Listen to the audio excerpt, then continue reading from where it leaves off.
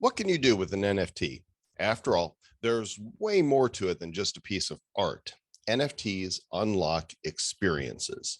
And as more creative entrepreneurs find their way into the NFT space, you can count on the available experiences and deliverables to level up.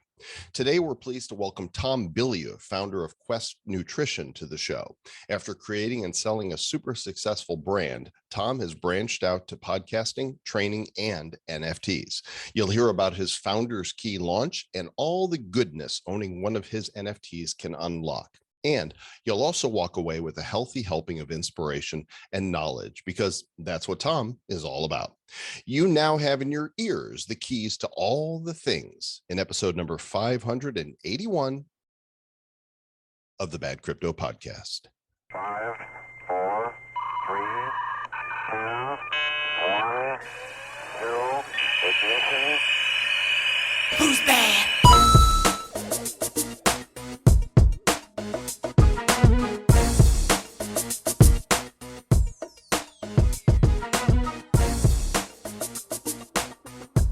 Welcome to the Bad Crypto Podcast, the show for the crypto curious, the crypto serious, and the crypto NFTists. I'm Joel Comm, and that guy over there, who's not over there, actually, well, that would be Travis Wright, but Travis Wright is wearing mouse ears today. So I will let you put on your Sherlock Holmes hat and deduce where in the world he might be. That narrows it down to a few places.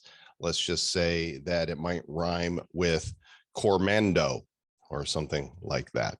But he is here for the interview, and we're glad that you guys are here. This talk with Tom Bilyeu was fantastic. He's super inspirational, super smart. You're going to learn a lot of goodness today. Just want to let you know about our show sponsor, VeVe. They are the first wallet that is a secure crypto wallet built natively into a Web3 crypto browser. No extension required. Store, manage, grow your portfolio, get NFT and multi-chain support, and more. I use it. Travis uses it. Screw Google, screw Chrome. You don't want to use it. They're watching you. Download the VeVe privacy browser at brave.com/bad crypto. Click the wallet icon to get started. It's that easy.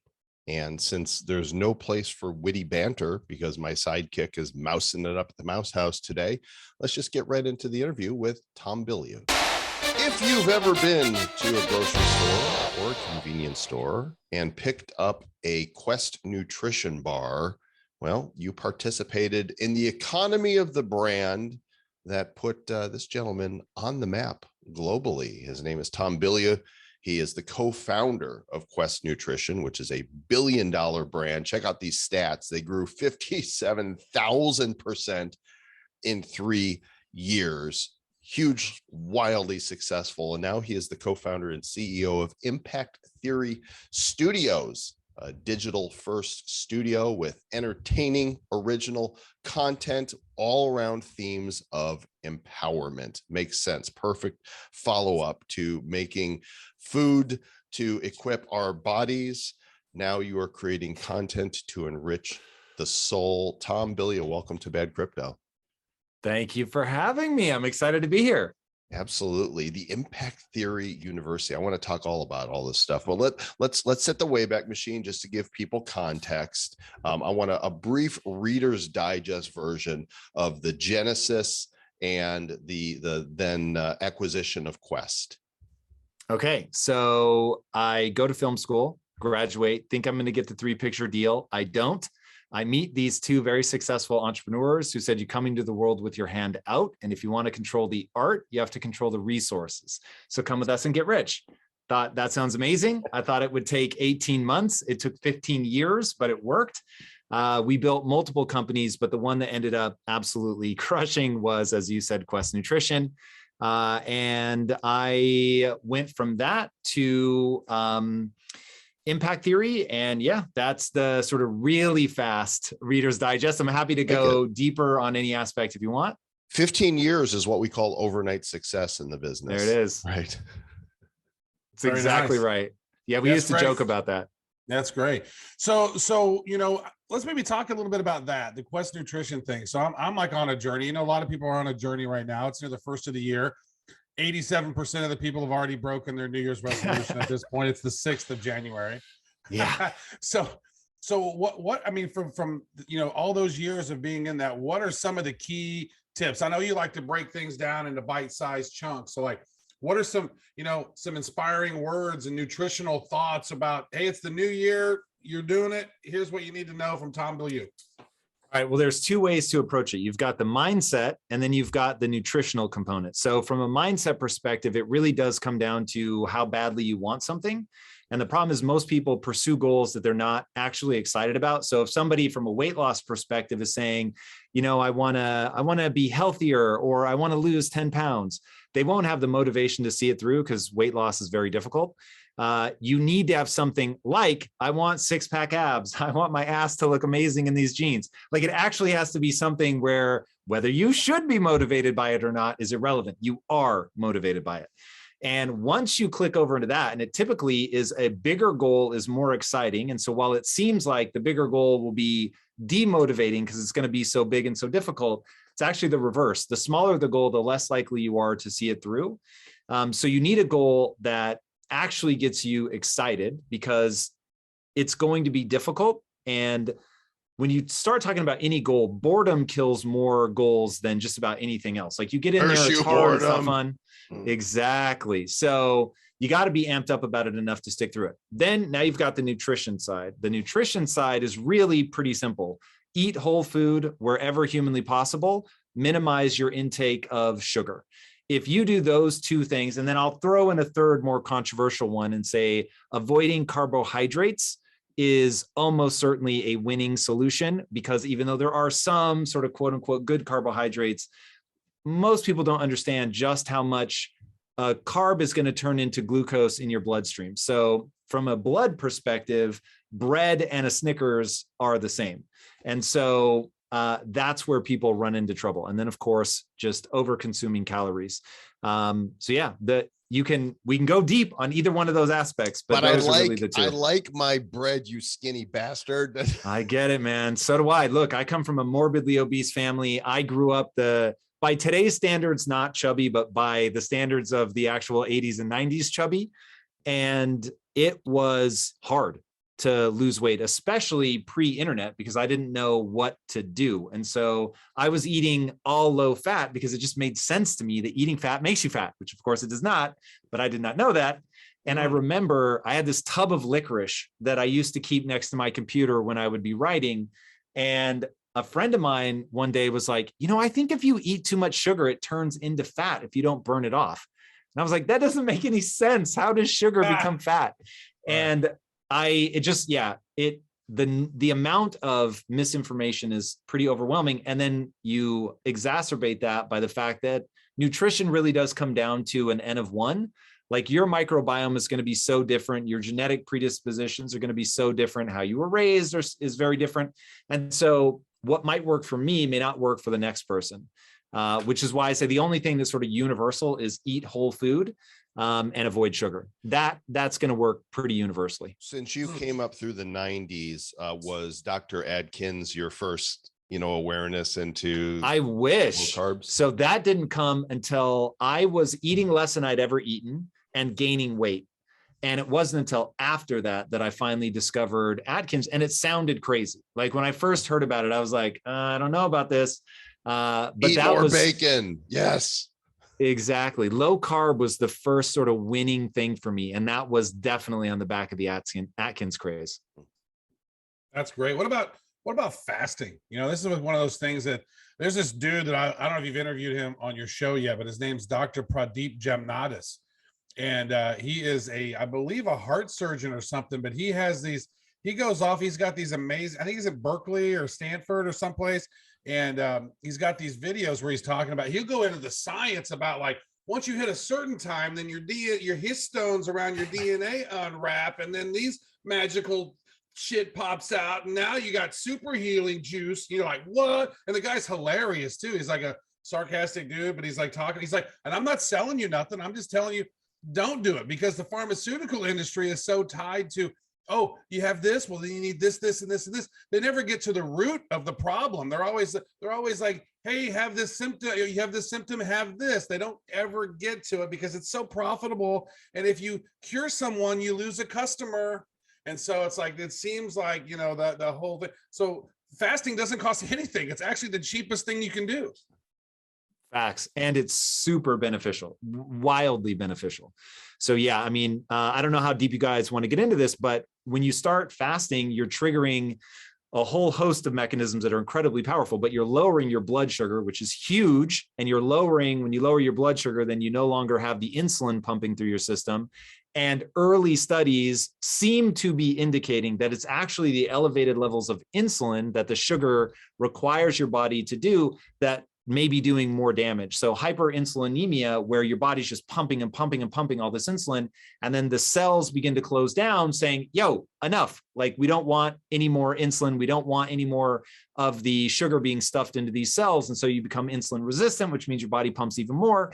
And if it is true that the insulin presence itself is doing the damage, then by eating all of these carbohydrates that turn into sugar and elevating your insulin levels is the problem. Fasting is by far the best way to lower your insulin response, followed closely by exercise, since your muscles are a sink for glucose.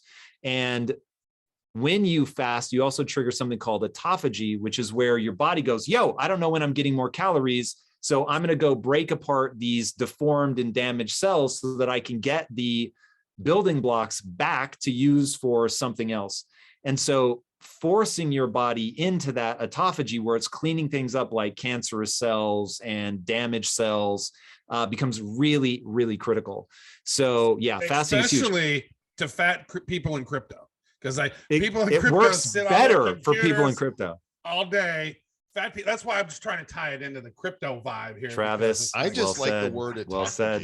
It's just fun to It's a say. good word, right? Autophagy. So we're gonna have to call this the Good Health Podcast for this episode of Bad Crypto. And you know, you've gone deep into studies because this is how you came up with the nutrition system that you did. Now, did you? I don't know the history of. Did you sell the company? Did you exit? Did you get acquired? What happened? Yeah, so we exited the company. We sold, now a little over 2 years ago. But you So don't live I in am Puerto no Rico longer yet? involved in the company. No, I will. Oh my God, the amount of money I would have saved. But the problem is that it's when you made the bulk of the value in the company. So unfortunately, you can't be like at the 11th hour, peace out. Yep, we're gone. Yeah. Well, Yeah. we both made the move last year for. You guys are in Puerto Rico right now? We're We both are. here. So next time you come down, So beautiful. yeah, we love it, and we love getting to legally keep the money that we make. It's really an amazing thing. Yeah, So I'm in California, so it's like the Oh, double gosh. whammy of not only am I in sort of the main part of the US, but I'm in California, so it ain't cheap. you know you can leave, right? You're aware I know, that man. I you know, can- I know. It has crossed my mind. I won't lie. Yeah, I guess when the boundaries get pushed too far, everybody has their limit, and you'll know when your limit is crossed. And Yeah. you're an atlas, and when you decide to shrug and move on, you will. So It seems let's like get. they go from California to Austin and then to Puerto Rico, but we just skipped Austin. My wife isn't having Austin. That has been taken off the table. She's not doing it. So maybe Florida. Yeah. Austin is basically California light. You know, that's Interesting. It's a nice city, and there's good music, but it's that pocket of Texas that tries to be weird. And okay, I'm just naturally weird. I don't have to try. It just comes to me. I can attest to that. I think we're both a little weird. Yes, for sure. So let's talk about your journey into crypto and NFTs then. How did you first discover what was your entry? Was it Bitcoin or was it NFTs? So it was NFTs for sure. And it started about 6 years ago. A guy introduced me to a concept that he called V atoms. And he was showing it to me. And I was like, wow, this is going to change my business completely. And then I promptly forgot about it because the technology wasn't at scale yet. And then about 10 or 11 months ago now, somebody that I really respect was like, hey, you need to look into NFTs. And I'd never heard those letters strung together before. And I went and looked at it and I was like, oh my God, this is that V Atoms thing that the guy had shown me. And I immediately understood what it was, because as somebody trying to build a studio, you think a lot about, toys and how you create different things for the people that are fans of your stories to engage with. And so I was already going down the path of like looking at licensing and looking at toy manufacturing and all that stuff. And so seeing that, I was like, wait a second, this is going to be really transformational. And then within 72 hours of hearing NFTs strung together for the first time, we'd allocated millions of dollars in development and pivoted the company towards becoming what we now refer to as a Web3 company. And the more that I engaged with the technology, the more I was like, this isn't just going to change my business. This is going to change business. This is going to change life. This is going to change the way that people interact. And it became really clear to me that this will be as transformational as the internet itself. And so just have become really bullish, not only from what we're building our company on top of, but from as somebody who feels a deep sense of obligation to put information out into the world that will make people's lives better, just started getting really aggressive about talking about it publicly and getting people to do their research, because this is going to be, my hope is that Web3 is the bloodless revolution that we need at this moment in time. And it really is. We're in the middle of a tremendous wealth transfer. One of my own employees has done so well in NFTs that he put down an offer on a house based on money that he made in NFTs. I have another, again, this is an employee at my company, and he's making way more off of NFTs than I could ever hope to pay him. So it's really pretty incredible. And to see, younger people who have felt totally disenfranchised by the traditional financial system, learning about it, first of all, that's the thing that gets me most excited. But really being successful it's pretty extraordinary. And, it's, as you guys well know, it's still so niche. When I think out 5 years, when we get sort of over some of the initial panic of change and people begin to realize how seamlessly they're going to start interacting with this in the same way that the internet is just a seamless part of all of our lives. You don't think about the protocols and things like that, which are scary now. This is going to be huge. And for people that get into it early or that have the creativity to build something on it, it's going to be life-changing. So I couldn't be more excited. Travel, I want to make an observation before you ask your next awesome question. And that is, Tom said when he first heard about V Atoms 6 years ago, he immediately was like, whoa, this is big, right? Rather than shunning technology and going, oh no, that sounds like a scam. And then when NFTs came under his radar, he immediately got it. And this is the difference between visionaries, pioneers, leaders, and the masses who follow. When you look at the people on Twitter that are, listen to the media sensationalized stories about how NFTs are bad for the environment, how it's a Ponzi scheme or a pyramid scheme, they are the followers. This type of ability to instantly see the future based on new information is what leadership is made of. I agree.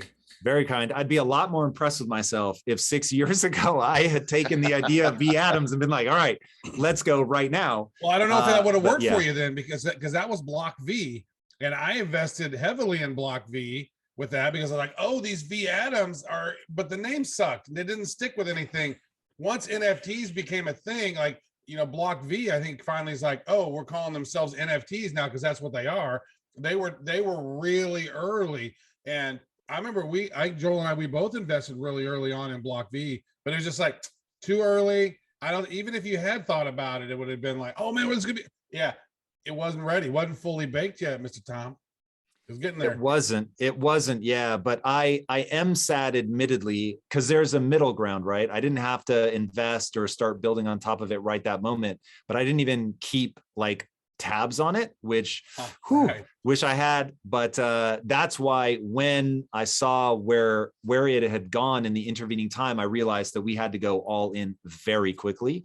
So that, I'll definitely take credit for that. But I do wish you're still early, and to be fair, no doubt, we've all made a lot of the same mistakes. I mean, Travis mined 50 Bitcoin back in 2012, 13, 2010, 2010, and lost them. They're gone. So really, they're gone. Ouch. I heard about Bitcoin probably 2011 or 12, and usually I will be like, oh, cool new toys, and I didn't understand it, so I neglected it until 2017. But the thing is, we're all, especially in the NFT world, early, and you've already conducted your first sale, so you're on top of it. Yeah, no, man, this is so exciting. And that's what I really want to convey to people is, one, don't think that the opportunity is past you. I mean, that it'd be like in 95 saying the internet opportunity is already past you. It's like, there's still today going to be new companies that come along that just absolutely crush and, multi-billion-dollar valuations. But I want people to understand the tech so that they begin to realize what's possible. Because as you get into the tech, and look, as a studio guy who thinks about story and engagement, every day we're thinking of new cool things that we can do. Now it takes time to build it and all of that stuff, but man, like this has really opened up a level of engagement where you can in many ways sort of live inside the story. So we created, one of our projects is this Christmas project called Merry Mods. And part of that was a decorating experience. So one of our characters is a Christmas tree, and you got a chance to decorate that Christmas tree. There it is.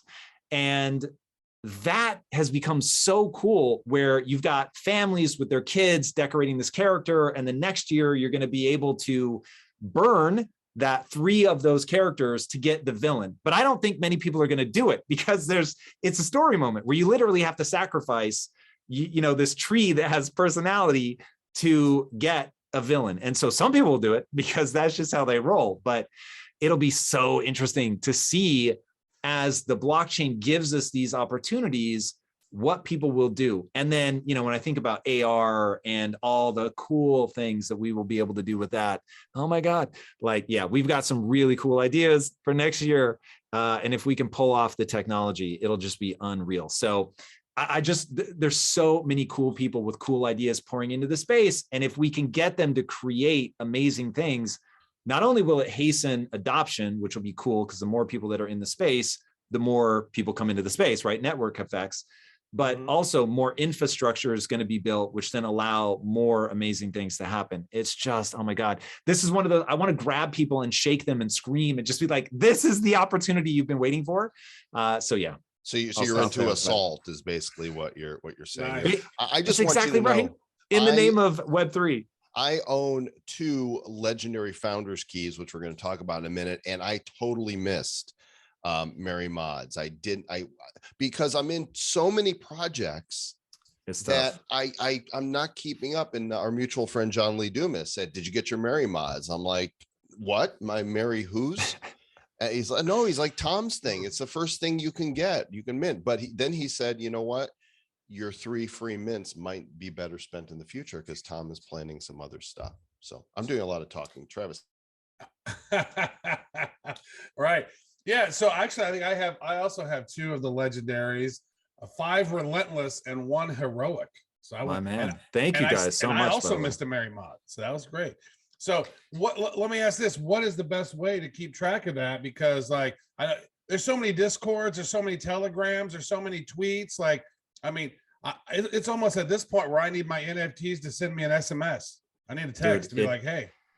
That really is one of the more interesting problems that the creators are going to have to solve. We think about this a lot at Impact Theory is, how do you make it easy for people to keep up with what you're doing? Because we're very much a utility play. And our utility roadmap is so robust that if we're not careful, it becomes overwhelming just to pay attention to what you need to do.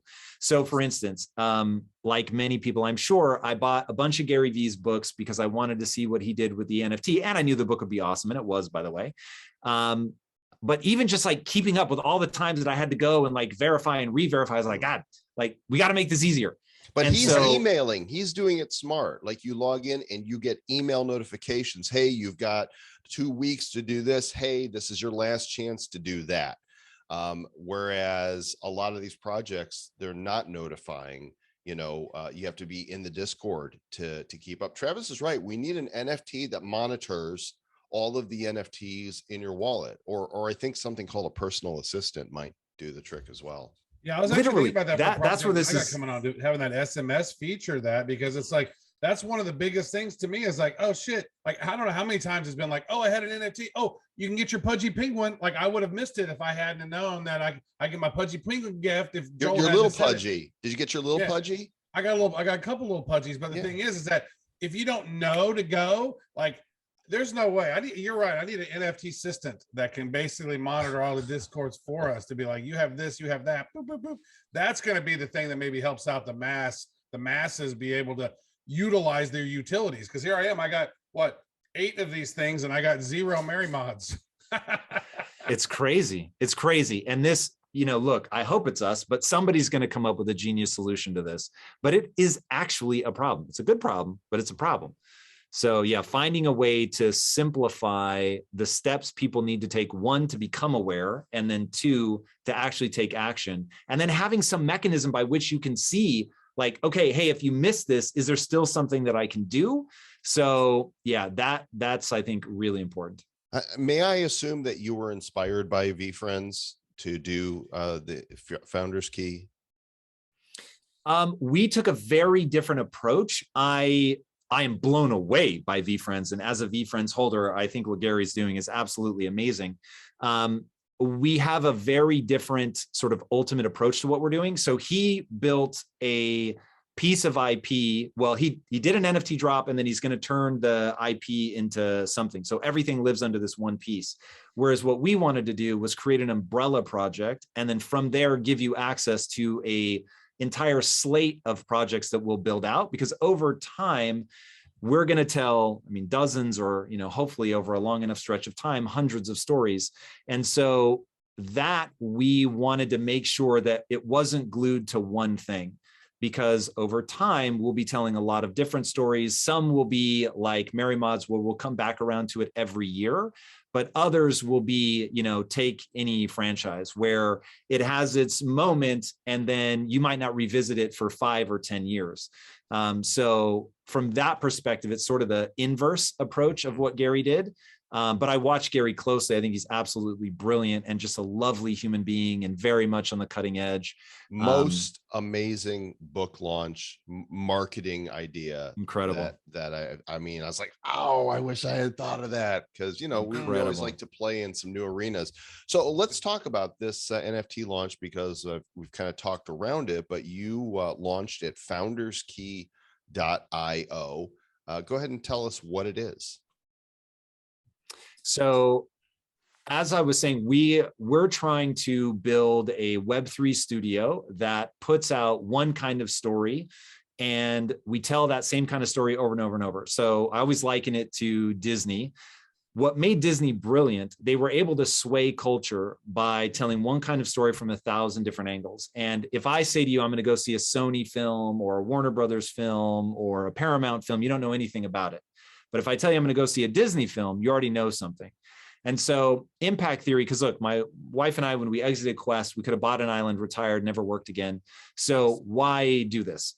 And the reason is that we had 1,000 employees that grew up really hard in the inner cities. And right now, in most of the developed world, your zip code is the #1 predictor of your future success. And that's my animating force, is I'm not okay with that. And so we want to make sure that nobody gets to the age of 15 without encountering a growth mindset at scale through story. And you can, if you want to follow up on why that became my thesis, but that is my theory on how to impact people, hence the name of the company. And as we looked at what was going to be that disruption moment that actually allowed us to gain ground against an established studio like Disney. And I wouldn't have guessed that it was going to be Web3, but it ended up being Web3. So here we are. So we wanted to create something that was going to give people access to all the future projects that we were going to do. And that if you got in early, that you could capture 90% of the economic value of the product of a key. So there's 3 tiers of keys. You've got the legendary key, which is like, an all access pass essentially. Then you've got the heroic key and the relentless key. And the legendary key and heroic key, those were more expensive. And the relentless key was meant to be accessible for people on the come up.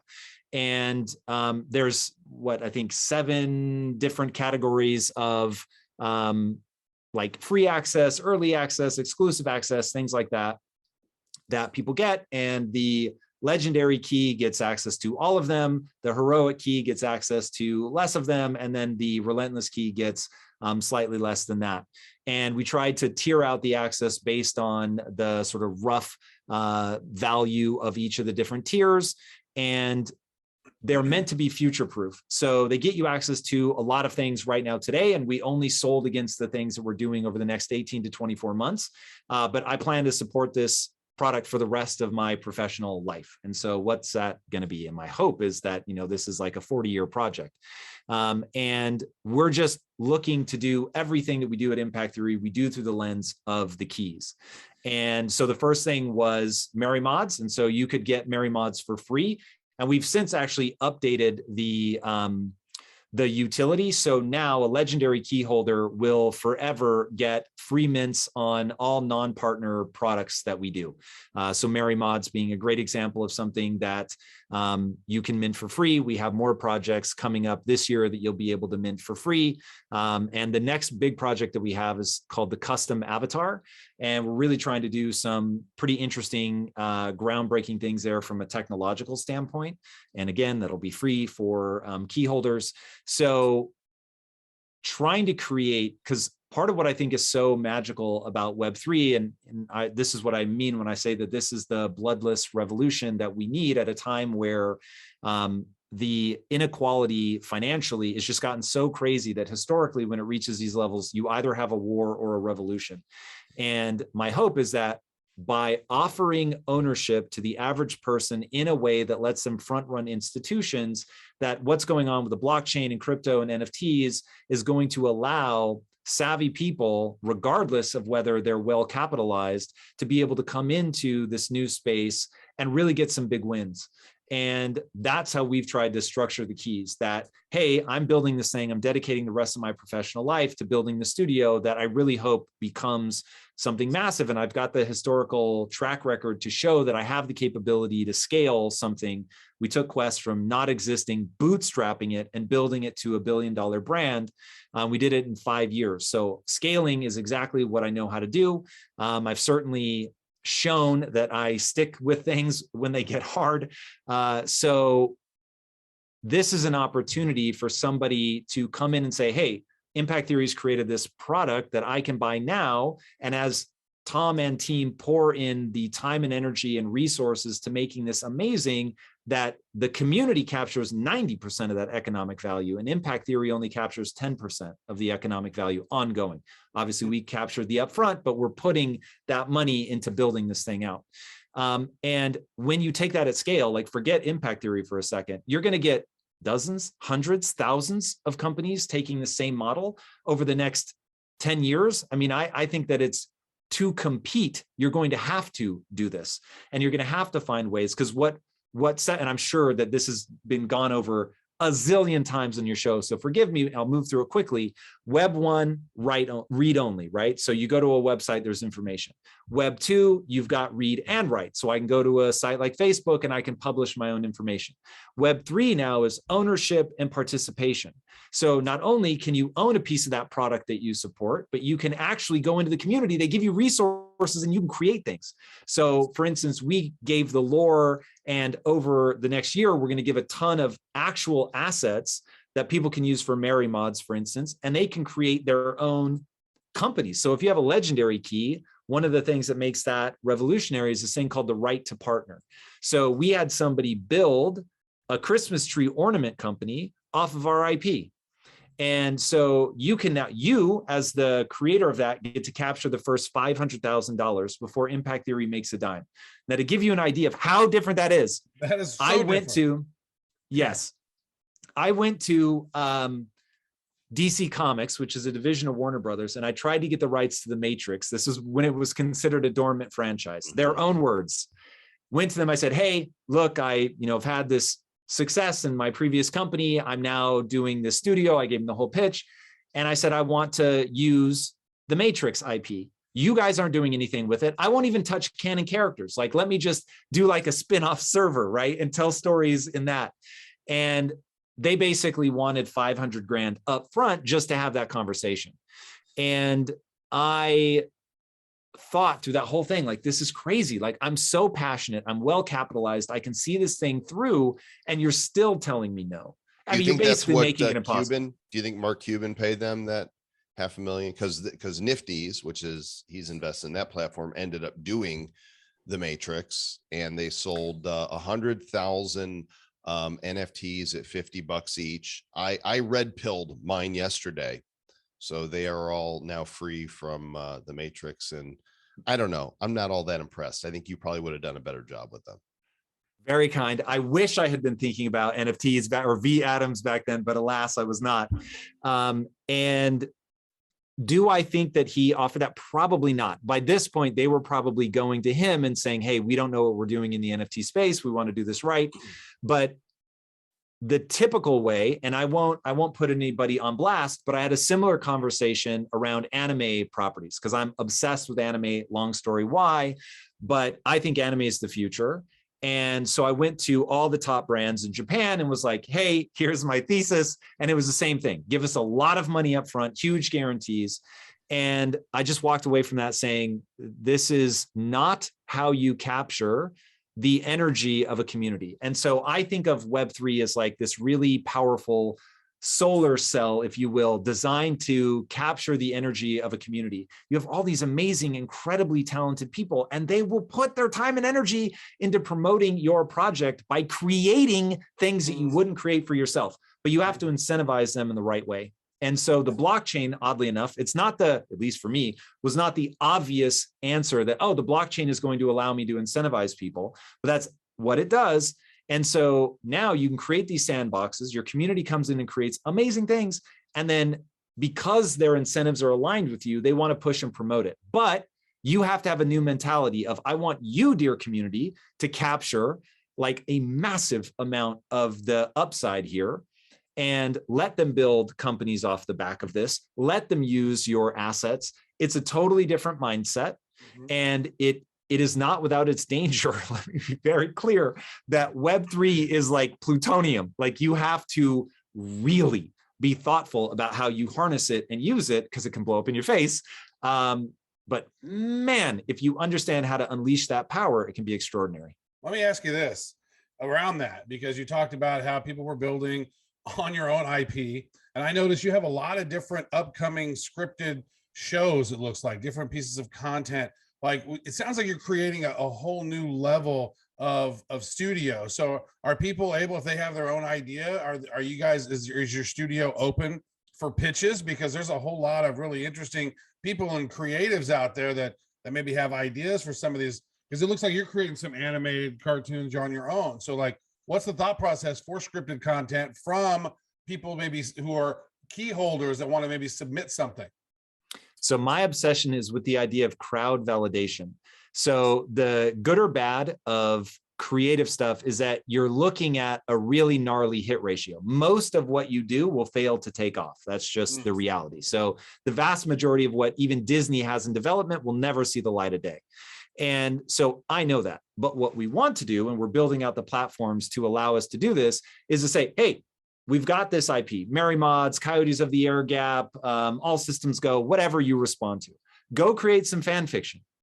Let the community upvote what they think is dope. And then if something hits a certain threshold and we think it's amazing and the creative team behind it is a team that aligns with us, we want to work with them, and they understand empowerment, because that's our whole thing, right? We only tell stories that empower people.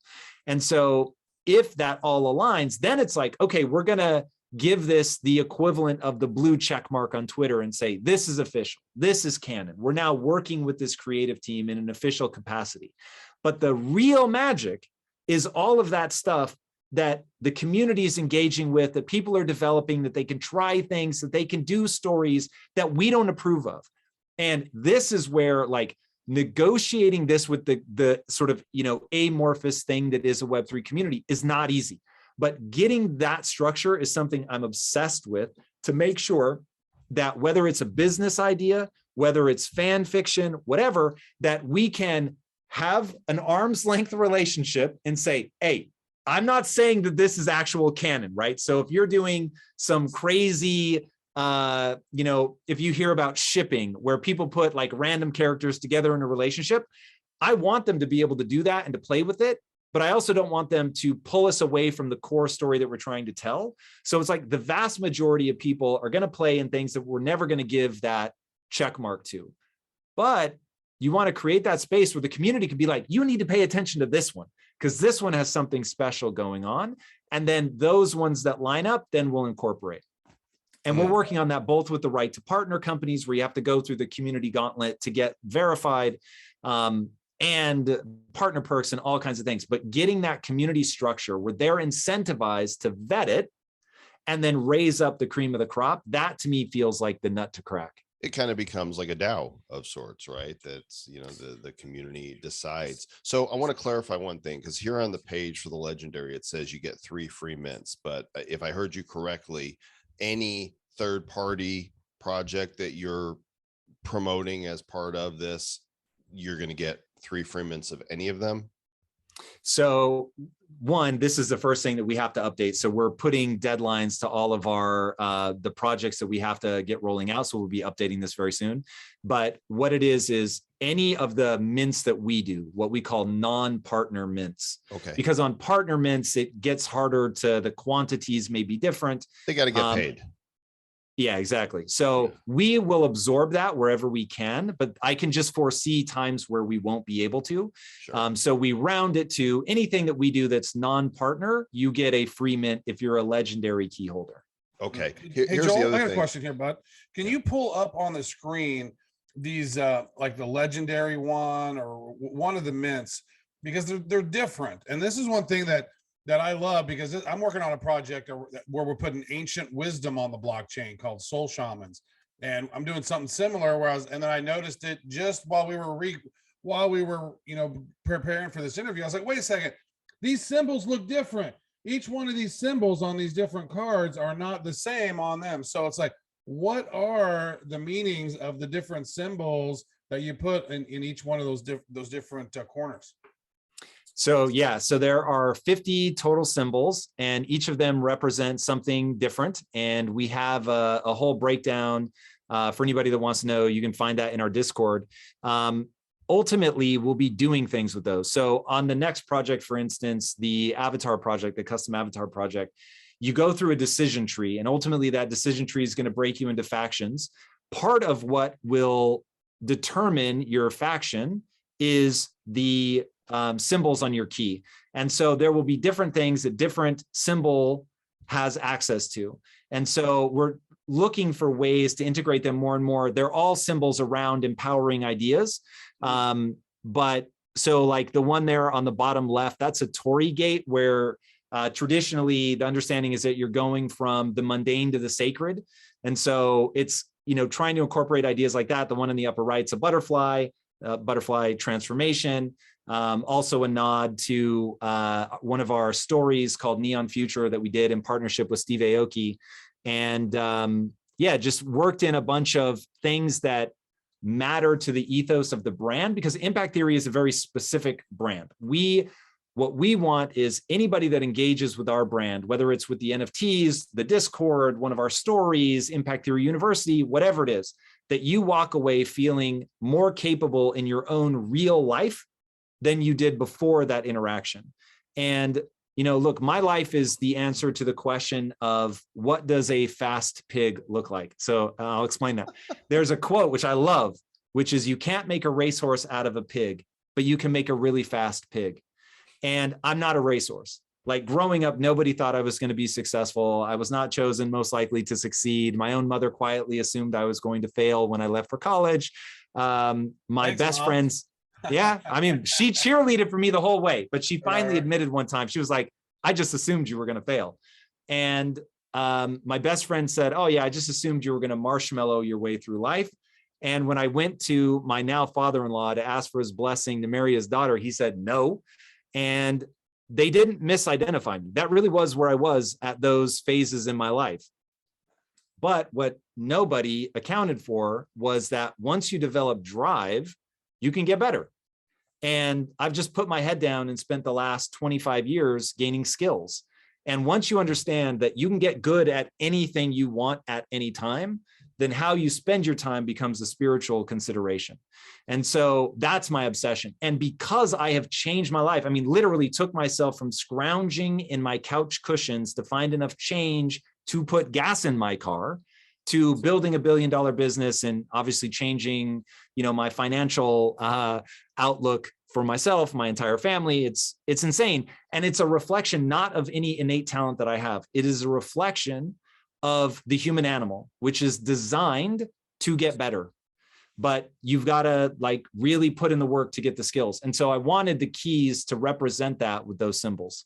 I like to think of myself as the bumblebee, but also a pig, because a bumblebee is too heavy to fly aerodynamically. It weighs too much for its wings to carry it, but it flies anyway.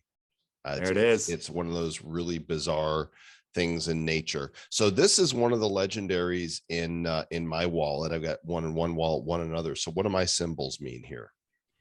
So you've got some good ones. Let's talk about the dragon for a second. So the dragon that's an Ouroboros, which is a really intriguing idea about birth and renewal. In fact, going back to autophagy, so the way that you get this cycle of life and death is by that self-consumption of it is this sort of necessary circle of something must die for something new to be born, which I really like. And then also, again, that's something that we used in one of our stories of representing that moment as this opportunity of being a portal between your old self and your new self.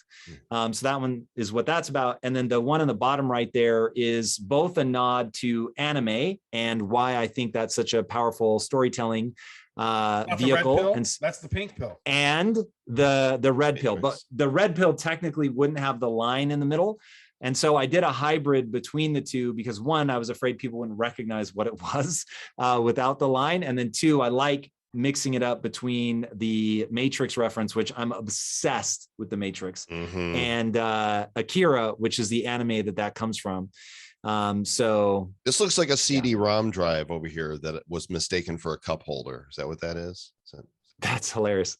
That is. So we tried to make the symbols really stack. And so the circle with the line in it is about being able to basically improve. And so putting it in the box is about making sure that where you work is the place that's taking you where you want to go. So if you know that you can improve, so we have one that's just a circle with the line on it, which is about self-improvement. And then putting it in the box is about, so we have these 25 beliefs. And one of the 25 beliefs is make sure that you're working somewhere that's actually moving you towards your goals. So we did our best to make sure that there were sort of these base symbols, and then there were these other variations of those symbols that once you understood like what the base means, that you could see it and be like, oh, I get it. So if you've got a stick pointing up, it means something positive. If you have a stick pointing down, it means don't do something negative. And so as people discover more and more what the building blocks of the symbols are, hopefully it all begins to make more sense. I bought that blind off the secondary market, just knowing I wanted a couple without even knowing. And it's amazing to me that the dragon on there, because I have one tattoo on me. It's a New Testament Bible verse, and it is all about new beginnings and rebirth. And so like, oh my gosh, this dragon is eating his own tail. This is my man. That is awesome. What do the colors mean? Because like I saw Joel's legendaries. He has pink. Both of mine are yellow. And then I see there's some blue ones and there's some purple ones. Are those part of the factions you're in, or what is it? No, we may or may not incorporate that in terms of coloring some of the assets that people have access to based on their keys. But we want to make sure that they look good. So I don't know for sure that we'll use a one-to-one correlation on the colors. That was really just to make it easier for us to distribute rarity across the keys. Beautiful. The symbols matter. The colors are more about rarity. I love those. I love those symbols. I want to ask about this because you have a huge archive. How many episodes of Impact Theory have you done so far, Tom? Ooh, that's a good question. So we do now 3 episodes a week. So what's that? Roughly 15 52 times 3. So you're doing 160-ish a year. We've been at that cadence for 2 years. And before that, we were like at 2. I'm not sure what the exact number is, but it's got to be close to 2,000 at this point. Right on. So let me ask you this. My favorite one by far was when I was introduced to David Goggins in that interview. That one right there. I watched that and I was like, holy shit, who is this guy? And if you guys don't know who David Goggins is, go down that rabbit hole. This is one of the baddest motherfuckers in the world. It seems like to me, at least mindset wise. And so my question to you would be, you've done 2,000 of these episodes. Like which ones, if you were to say, hey, here are a couple must see, or here's 5 must see episodes of people that we've interviewed, or people that you know, who are on the journey of self-improvement or whatever. Like if you had just a handful of ones that you said you should check out, which ones should they be? Yeah, David Goggins is definitely, that's my go-to when everybody asks, you know, what's your favorite episode? Researching him really had an impact on me. And ironically, when he was being pitched, they weren't actually pitching him, they were pitching somebody else, but he happened to be in the video. And this was before anybody knew who he was. And I was like, that guy's also cool, but find me that Navy SEAL because he is incredible. And doing the research on him was really mind-blowing. And then his book, Can't Hurt Me, is absolutely extraordinary. I've listened to that book. I've listened to that audiobook 2 or 3 times, and like every time, it's such a cool audiobook because there's like a podcast at the end of each chapter. Like such an amazing piece of content that is.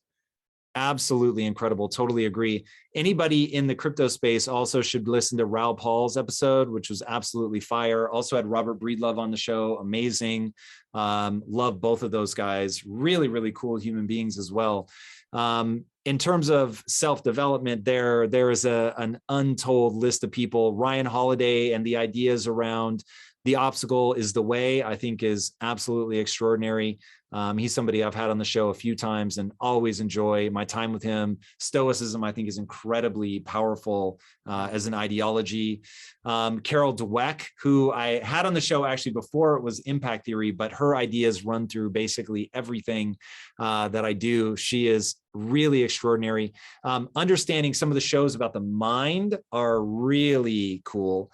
So had VS Ramachandran on the show, who's taught me more about the brain than virtually anybody else. David Eagleman, who I've had on the show a couple times, also a neuroscientist. Just really understanding the brain is incredibly powerful for getting control of your own emotions. That's so great. Are you going to take some of those powerful clips from these 2,000 episodes and then convert a lot of those into NFTs? Because it seems like you've already built a prolific amount of stuff over there that could easily be valuable to people in this digital format. Funny you should mention it. So one of the things that we have in the roadmap for key holders is a site called Empowerment, where we'll be not only doing our own, but also teaming up with other people that are in the space that have these really cool, really powerful pieces of social content, some of which have become really iconic, and doing something cool there. And we have some pretty neat things coming for key holders on that one. This it's a stacked offer. I did not get to, I don't think I minted them live. I think I bought them off the secondary market after they were live. I can't remember. But when you look at the utility map, this to me reminds me of when I used to speak on stage and teach and then offer, you know, something that had all of this training, and you know, it was just stacked. And honestly, I don't even know everything I've got. And I feel like this is just the beginning of it. So I'm going to make a recommendation to you, if I may. I would get with your tech team and have them make it so that when you connect your wallet, you could also put your email address in so that you can alert us when something is going to happen. Because I don't want to miss another damn Marymount's. Dude, that's really smart. Really smart. Absolutely. That would be great. Wow. Well, Tom, we really appreciate your time today. It's too late for you guys to mint a founder's key, I believe, right? It is. They're done. 20,000 Open sea only at this point. Wild, we minted out, I think, 16,500, and then we are actually trying to put in deflationary mechanisms. So we have bought back a ton of keys and are going to be burning them. And I'll be looking for more ways to burn keys to continue to reduce the supply. It'll be interesting to see how that plays out over time. But yeah, deflationary mechanisms are something that I'm excited about. I'm keeping my my 2 keys. They're going to be hodled. I will not sell them. They are in the same league with my gift goat, which it's never going away. Which V friends do you have? I have my Driven Dragon. And I actually forget the Driven Dragon I picked because that one I felt like represented me. The second one I bought because I was like, this floor has gotten so low. I can't believe people are doing this. This is crazy. And so went and snatched up another one, but I don't even remember what it is now. Do you not have a gift goat? I don't have a gift goat, no. Tom, I don't give financial advice, but I'm going to tell you, go get a gift goat. That's where it's at. I get a gift goat because Gary, you're going to there's 17 more gifts over 3 years. And I heard that somebody tweeted that, I don't know if it came from his meeting or he tweeted or what, but something about finalizing a partnership with people. So can you imagine like all 18 of these are going to be NFTs accompanied by a physical gift. He's already sent the first one to us. It was a collab with Creature World. So that was a pretty popular series. The artist did the gift goat arriving in Creature World. There's 555 gift goats. So 555 NFTs were minted, 5 different colors. So there's only 111 of each. We got a physical print in the mail that was signed by Gary and the Creature World artist and the NFT. The floor on the NFT is 3 ETH right now. Wow. Just that one NFT, and there's 17 more coming. So I do have to ask you one more question. You're a Batman fan. Yeah. Yes. So are you familiar with the VeVe app and what they're doing? I was very much inspired by that with Nice. Yeah. Did you Yes, get some cool. of these in the VeVe app? I didn't. You know what's interesting? I'm super inspired by what they're doing. And in the Bark experience, we were very much channeling our inner VeVe, but I don't own any VeVes. Yeah, well, I have a few Batman. That's why I'm like, oh. Yeah, I gotta say this. When Joel found this one, I think in January, he was going through, he was like, dude, I just found this NFT AR app on Apple. We're like, what? And then we looked at it, we're like, holy shit, Batman, Back to the Future. Oh, damn. The token price was 1/260th of a penny. So I was like, oh damn, I'm gonna put a little bit in that. Backed up the truck. And welcome in my home in Puerto Rico. Because thank you, VeVe. Thank you, amazing. Omi token. Wow. NFTs are changing the world, folks. If you have not figured it out yet, Tom is going to help show you the way. And man, thank you so much for coming on today, Tom. It's really a pleasure and a blessing. We really thank you. Thank you guys for having me, man. This was a lot of fun. I appreciate it. Was that worth it? I told you that would be worth it. Tom is fantastic. Great stuff from him. And I did manage to snap up 2 of the legendary founders key. And then after talking to him, I went and I'm like, you know what? I'm going to go grab a heroic as well. So the links to his collection, his Twitter, and the Impact Theory Twitter, all in the show notes today at badco.in/581, where you can check it out. And Travis, I miss you. Come back. But have a good time with Goofy and Pluto and all those folks at the Mouse House. We'll catch you guys on the next episode, which will be out Sunday night. More chewy crypto goodness. It's especially chewy. Crypto podcasts are best when the consistency is chewy, not necessarily crunchy. Make sure you review, subscribe, rate, tell a friend, tell your dog. Animals really like us. And until next time, stay bad.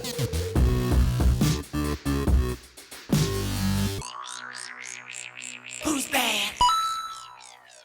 The Bad Crypto Podcast is a production of Bad Crypto LLC. The content of the show, the videos, and the website is provided for educational, informational, and entertainment purposes only. It's not intended to be and does not constitute financial, investment, or trading advice of any kind. You shouldn't make any decisions as to finances, investing, trading, or anything else based on this information without undertaking independent due diligence and consultation with a professional financial advisor.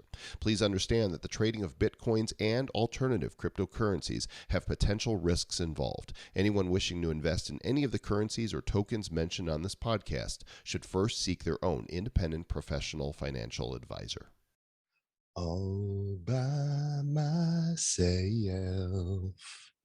don't wanna be all by myself. I miss you, Travis. Come back. Come back. Come back. This is Tom Bilyeu from Impact Theory. You guys are listening to the Bad Crypto Podcast. Stay bad.